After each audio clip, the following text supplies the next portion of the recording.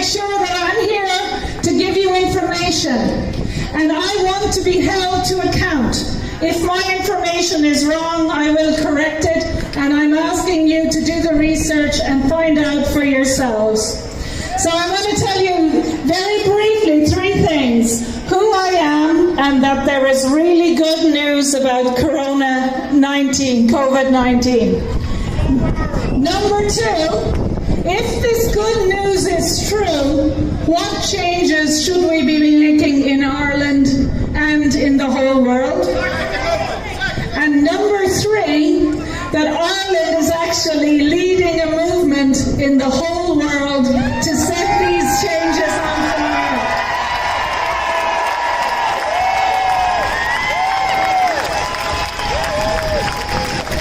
I'll talk a little bit more at the end, but I just wanted to acknowledge, first of all of you for coming, all of our good friends in the police for keeping us safe today,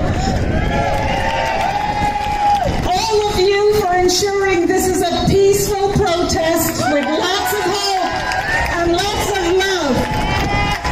The opposite of fear is love. They want you to be afraid. You have to love yourselves, love each other, and love Ireland. We are the change. Truth and freedom. Truth and freedom. I'd like to pay tribute as well to a few people who have came from straight away to help me, and they include Eamon, they include Tracy O'Mahony, and most of all Dr. De Bruyne, who's here today.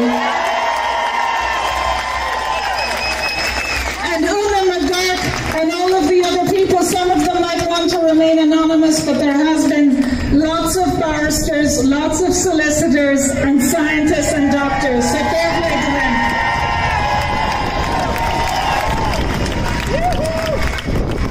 So just briefly on me, my name is Dolores Cahill, molecular biologist and immunologist. I set up a company from 1997 to 2019, and for all of my research career has been about early diagnosis of disease to reduce symptoms and keep people healthy, not to sell drugs, not to make money. And all my life has been about research integrity, and for 15 years I've been a professor. For 10 years I was on the Government Advisory Science Council, and for 15 years I've been advising the EU as an expert. I'm only telling you that because my expertise is not just in science, but actually looking at the impacts of government policy in science, innovation and education on all of society. And as doctors, scientists and in public health, we all, and the government and politicians, have a duty to look at the harm as well as the benefits of everything that they implement. And what they're doing is not considering the harm from the lockdown versus the deaths associated with COVID-19, and this is wrong. So we need to choose truth, choose freedom, and tell them, no, this is wrong.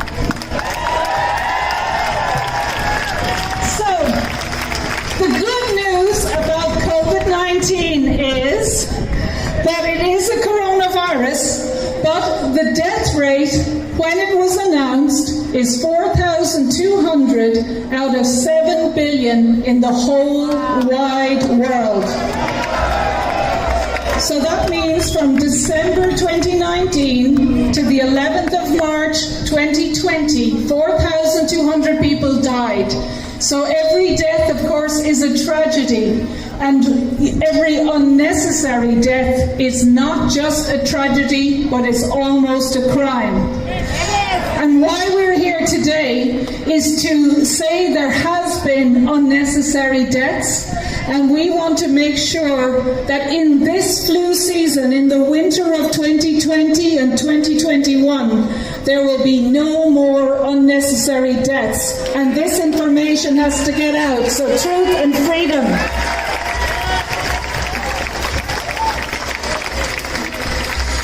So the real figures of death in Ireland is there is one death under 25.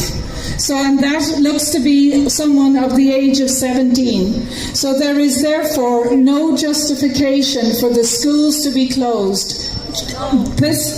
Michael Levitt, Nobel Prize winner, said that all of the deaths are people with either 1, 2, or 3 underlying conditions, and they would have died in a month anyway. So therefore, people who have died, there are less than 20 people in Ireland who died in the whole 6 months under 55. Less than 110 under 65 and 1,100 out of the whole country. But it will be 10 to 20 times more people that will die because of the lockdown, not because of COVID-19. So we have to end the lockdown.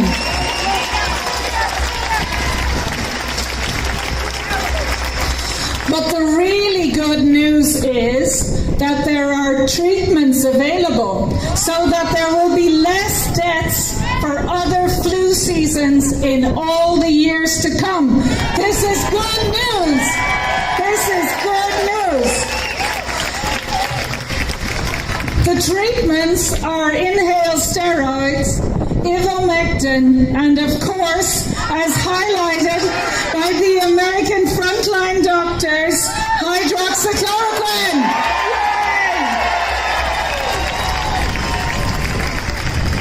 So hydroxychloroquine is used as a prevention and an early treatment. It costs 10 cents to make, and you can get it for 40 cents.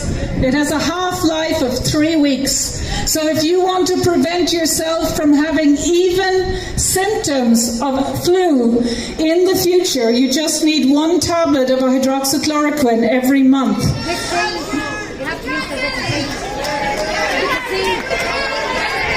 Cool.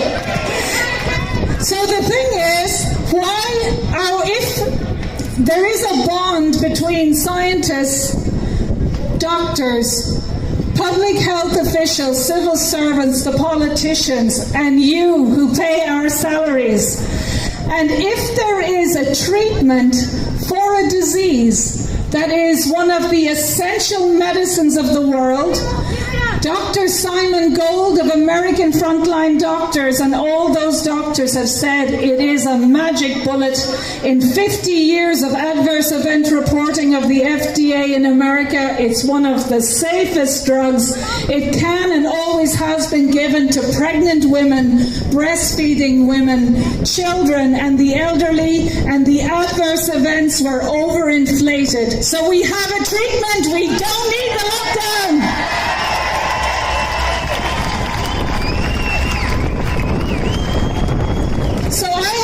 I've spent 2 months on this report, which will be announced next week.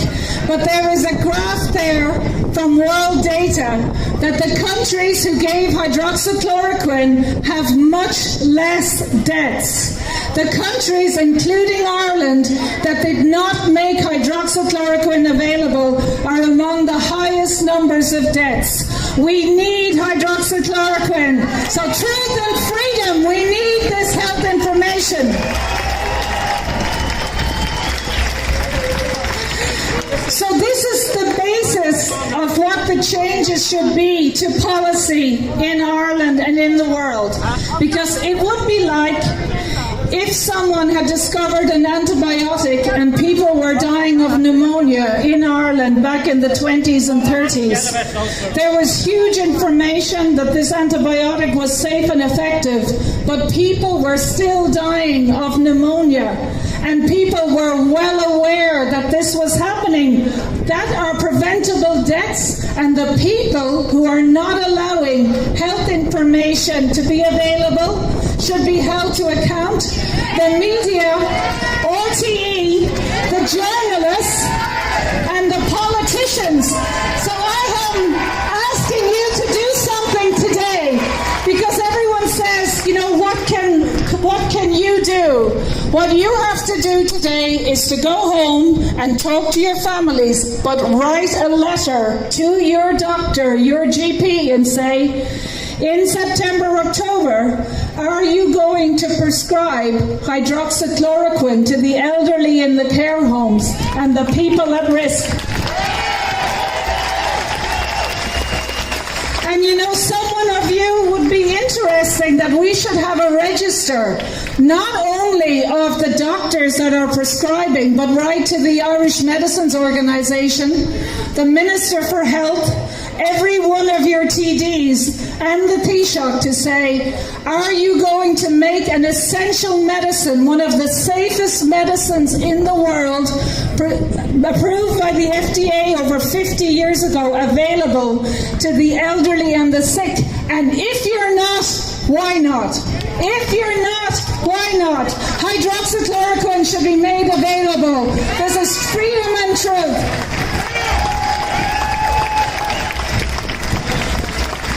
So COVID-19 has the same death rate as a normal influenza. Even with all the overinflation of testing, still the death rate up to about June 2020, because people don't die of flu in the summer, is the exact same as an ordinary influenza virus. Coronaviruses only circulate between December and March. They are not March and April, they are not causing death now. And why this is important is, if coronavirus is not circulating, if no one is dying, if cases are just people who had any coronavirus or the common cold, the government should stop testing, the media need to stop reporting on cases, and every aspect of the lockdown has to be stopped. So no lockdown, no masks, no social distancing, no infringements of our rights, no forced vaccinations, and most of all, children should not be interfered with in the schools.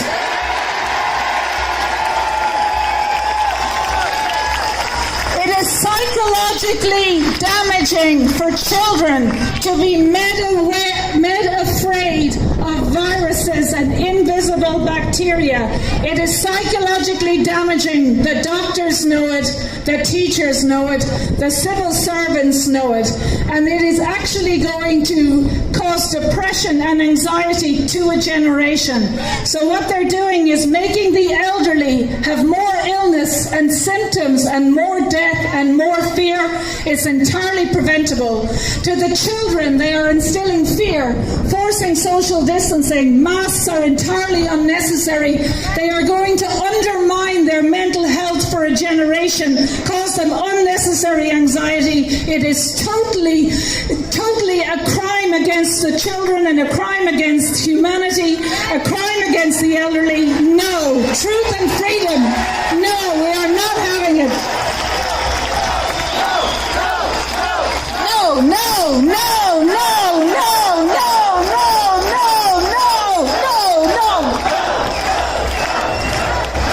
No, no, no, no, exactly. We're not having it. Okay, so the next thing is that there is then a lot of hope, because we need to, of course, challenge it. And just to give you examples of other countries where people are challenging it. So in Canada, and one of the most excellent lawyers in Canada, Rico Gigliati, on the 6th of July, has filed a lawsuit to the Ontario Supreme Court. And he is going to hold for the Canada's pandemic response measures, including compulsory masks, the closures of business, and the enforcement of physical distance. He's suing the governments of Canada and Ontario, the City of Toronto, senior politicians, the local individuals in the health authorities. So HSE, the local individuals, the heads of departments of the civil servants,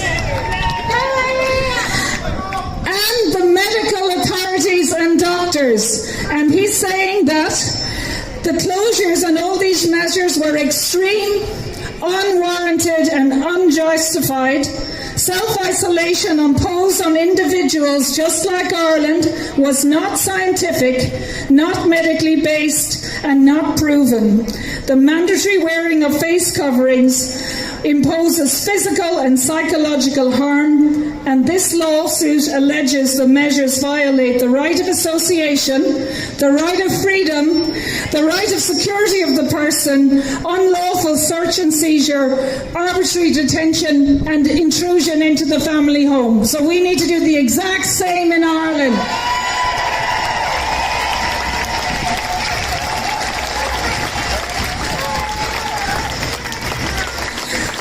And one bright bit of good news that I just heard in the last few days is that in Poland, the Minister for Health, Lucas Szawacki, has resigned for the way Poland has handled the lockdown.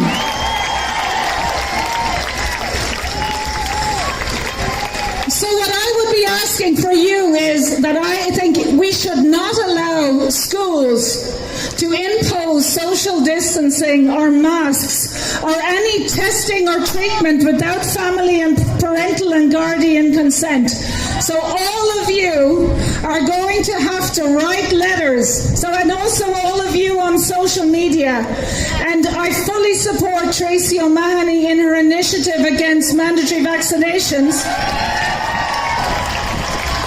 But you need to actually write what's called a notice of liability. And you have to say, dear chairman of your school board, dear principal with their name, dear teacher, I will bring, if they start to write you out a letter to say social distancing and masks, and you say, I will comply with your policies and measures on one condition, that you personally sign this notice of liability to say that this is scientifically proven and justified, will not cause any unnecessary mental health, and that if this is not the case, that they can be held personally, the teacher, the principal, the chairman, and every single parent on this governing board. And if I was a parent on those governing boards, I would resign. Because I would be happy to go to any and every school in Ireland for free. For free. And I will say, what you are doing, Miss Teacher, Miss Principal, Miss Chairman of the Board, personally, you are going to infringe mental anguish on those children, and they will have psychological and mental health and anxiety issues their whole lives, and we will not stand by and watch you ruin a generation of Irish children. Truth and freedom.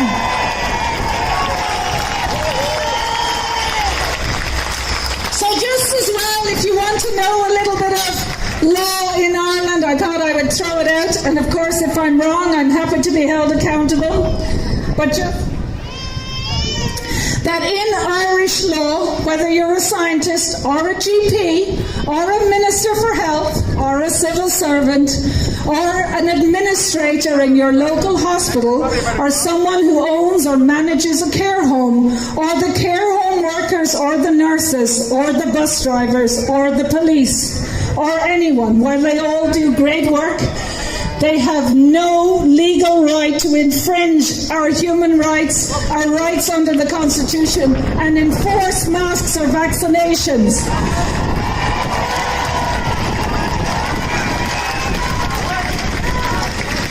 So anyone who asks you to do this, or who gives incorrect information, such as on RTE, the medicines associations, their doctor advisors, the scientists that are on RTE and advising the government, that if you give misinformation, it's called misprision.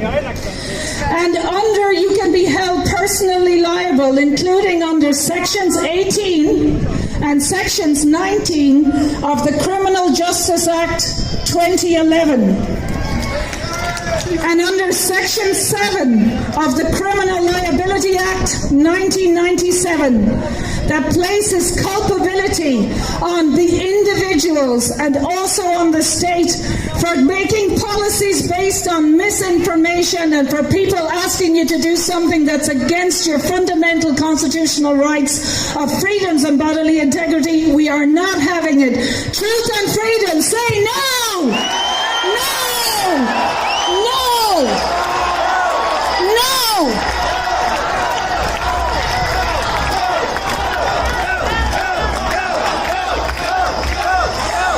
So on the 3rd of July 2020, HICWA came out with a report, and while all of the deaths in the care homes were a tragedy, and Dr. De Bruin, who I admire and respect and totally support, is speaking after me, that in the HICWA report they said that up to 800 of those deaths were probably not accountable to COVID-19, but in other countries like America, they said more than half of those deaths were preventable, including in the care homes, and we are not going to have the same type of deaths this winter. So say no! No! No! No! No! No! But what? No! No! No! No! No! No! No! No! No! But why I'm mentioning that is, and of course we know there are excellent teachers in Ireland, we know there are excellent guards, there are excellent care home workers, there are excellent scientists, they are us, they are our brothers and sisters, and we love them and we thank them for the work that they do. But if you feel that your care home or your elderly relative should have been given prevention like hydroxychloroquine, you can actually write to the coroner and ask for the reporting of those deaths, and then you can write to your doctor and send him and ask him or her, why did you not give my elderly relative hydroxychloroquine, you specifically, and while it won't bring your loved one back, it means their deaths, that they did not die in vain. And if we stand up and hold the doctor, even one doctor, one care home worker, one politician, one minister for account, when it comes to October 2020, hydroxychloroquine, ivermectin, vitamin D, C, zinc, and good nutrition will be made available to the elderly in our care homes, and that's what we want.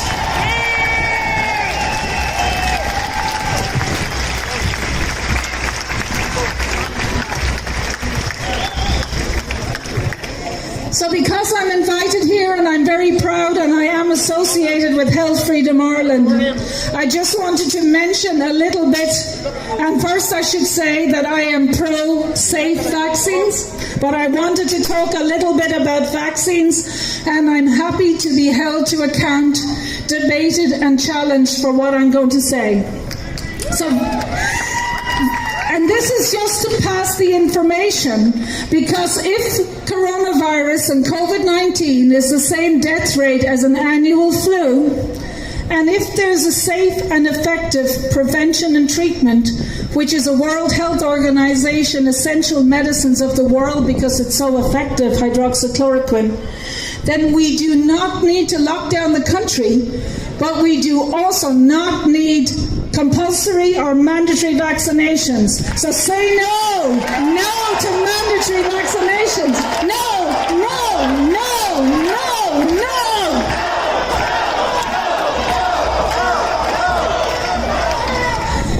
So just to remember as well, there was one death under 25 in Ireland in total. In all of this year, there are 6 deaths under 45. They are all tragic. There are less than 20. But under 55. But what the government is proposing is to mandatorily vaccinate it. And I have got information that in a reply to a Dole question, the government said that they are going to buy 600,000 nasal vaccinations for children between... So there is no death in Ireland under 16, only one death under 25. So they are saying they are going to buy 600,000 flu vaccinations for children between 4 and 12 years old in Ireland in September. There is no need to vaccinate children against the flu, against all flu. So this is one of the reasons why we're here, and I would ask you to support, as membership, Health Freedom Ireland and Tracy O'Mahony. And you as parents, you have to stand up now. Parents in Ireland, talk to all of parents in your class. Parents, you have the responsibility to look after the welfare and well-being of your children. Do not rely on the state. Do not rely on what you're being told by RTE. I would totally say you take back your parental and guardian responsibility, and this vaccine is not necessary. Say no. No. No. Truth and freedom. So we don't need a vaccine for COVID-19, but just I wanted to read out some of the results from a candidate vaccine. And of course, I was censored, as you know, on YouTube for talking about nutrition, vitamins, zinc and hydroxychloroquine. And you have to ask yourselves, who has the right to censor health information for an essential medicine of the world, a magic bullet, one of the most essential and safe ingredients no one has? Say no! No censorship! No! So this is Modena, okay, the vaccine candidate, the results from a phase 1. So it caused 80% of phase 1 participants had side effects ranging from fatigue, 80%, 80, chills, 80%, headache, 80%, muscle pain, 53%. And after the second dose, 100% of all participants experienced side effects. Do you want that? Do you want that vaccine? No! Say no! And of all of the groups in the second dose, they had either one or more significant side effect. So I would say there is no problem. We don't need a vaccine for a solution, but it could come up very quickly in emergency legislation. So each of you have to write a letter again, a notice of liability to the school, to your teachers, to your principals, to the governing board, and say, I am not giving permission for my 4-year-old to 12-year-old to get this vaccine. We don't want it. Say no. Truth and freedom.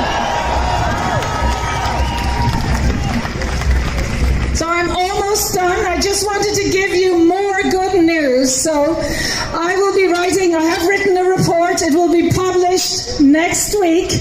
We'll want you to read it and challenge me and debate Dolores. If something is wrong, I will admit it. But about 6 weeks ago, I was talking to a lot of the scientists around the world, and actually for the last 3 months, we have been networking on all continents of the globe, and we hold Zoom meetings. And because we know we're up against, like a spider, where these health organizations that are often unelected, that they have the power, and we've been actually with pharmacists and doctors and whistleblowers around the world, we can see a pattern that hydroxychloroquine was withdrawn or destroyed at a certain time all around the world, that the media started to amplify non-existent adverse events, that people who had COVID-19 were transferred when it was known in January the elderly were a high-risk group. The people who had COVID-19 were transferred from hospitals to the elderly. Shame on them. And killing the elderly. Shame on them. Shame on them. Shame on them. And those very same elderly are now still locked up in care homes, and they can't hug their families. It's wrong. There is no need for it. Shame on them. Shame on them. Shame on them. Shame on them. Shame on them. Shame on them. And then they didn't provide the proper medical successful treatment, and a lot of the elderly died breathless and in pain and not in hospital. And as we saw, Dr. Vernon Coleman in the UK said that they've brought in rules about non-resuscitation that doctors can make without consultation with the family, and this is for people who may actually be, if they were given hydroxychloroquine, be alive today. So shame on them. That has to be shame. Shame on them. Shame on them. Shame on them. Shame on them. On them. So we have now a network of 12 countries in the world where all of the lawyers are calling and doing public inquiries. But we have already distributed the information in case one or two of us might have disadvantages with our internet connections or our jobs, which some of them has. So we have a spiderweb network. We're going to liaise with all of the inquiries, but the medical doctors around the world are also liaising, and we are holding, I'm one of the main organisers, a rally in London on the 29th of August to end the lockdown. And we will have speakers like Senator Scott Jensen, a senator and medical doctor, and he was fired because he spoke about the changes to the cause of death certs. He was fired. He was a Minnesota Doctor of the Year, and he was an acting and elected senator. He was fired. Another doctor who I'm very proud to work with is Dr. Mohammed Adil, and he gave out a video in April 2020 for 4 papers about hydroxychloroquine, a surgeon with an unblemished record for 20 years, and he was asked to leave the hospital and fired because of that video. And he is one of the organisers, and the nurse, Kate Shamari. So at this video or rally, we will have 15 doctors and nurses from around the world, including Dr. Sherry Tenpenny, but also the rally, the 500 doctors have actually organised together to generate an extra parliamentary inquiry in Germany, and they have asked if they can link up with us in London. So we are streaming, or our speeches will be filmed in London, and you may not have heard this because the RTE may have kept it from you, but on the 1st of August, when they held a rally in Berlin, 1.3 million people turned up to that rally. 1.3 million. So over 1% of the German population. And on the rally in Berlin, the 29th of August, they expect to have 2 million people at that rally. We are also, because of our networking countries, we are simultaneously, I'm organising rallies in Uruguay, Peru, Argentina, Mexico and Brazil. And I just want to give a shout out to our German colleagues in Leipzig to have a close relationship with us. They have had a rally at the same time as us. So if you just say hello to Leipzig today. Very good, thank you. So I'm just going to finish up just to say you have to leave here today and take responsibility. If you are a parent or a grandparent, you can write to your local school and your local GP to say, we do not want you to destroy the next generation of children, no masks, no social distancing. And you can write to your TDs and to your GPs and say, are you going to prescribe hydroxychloroquine? Or to the politicians and the medical organizations, are you going to allow hydroxychloroquine for the elderly and the people that need it for influenza and COVID-19 infections? So truth and freedom, thank you very much. Truth and freedom, thank you very much.